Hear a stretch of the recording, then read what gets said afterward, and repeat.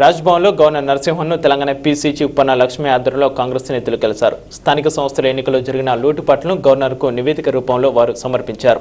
అనంతరం పొన్నాల మీడియాతో మాట్లాడుతూ జడ్పీ ఎన్నికల్లో అధికార పార్టీ దౌర్జన్యంగా వ్యవహరించిందని గవర్నర్కు ఫిర్యాదు చేశామని ఆయన తెలిపారు. ఎన్నికలు అదేవిధంగా జిల్లా ప్రజా పరిషత్ అధ్యక్షుల ఎన్నికల్లో అధికార దుర్వినియోగంతో పాటు నిబంధనలకు తిలోదకాలిచ్చి అప్రజాస్వామికంగా ఎన్నికలు జరిపించిన తీరును ఎండగడుతూ ఇక్కడ గవర్నర్ గారికి ఈరోజు కాంగ్రెస్ పార్టీ పక్షాన మేము మెమోరాండం ఇవ్వడం జరిగింది.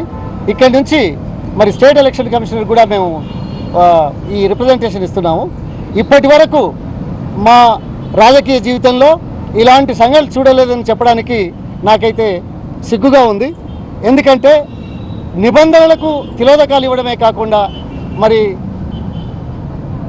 బలవంతంగా పార్టీ ఫిరాయింపులకు ప్రోత్సహించే విధంగా ఎన్నికల సమావేశంలో అధికారులు నిబంధనలు పాటించకుండా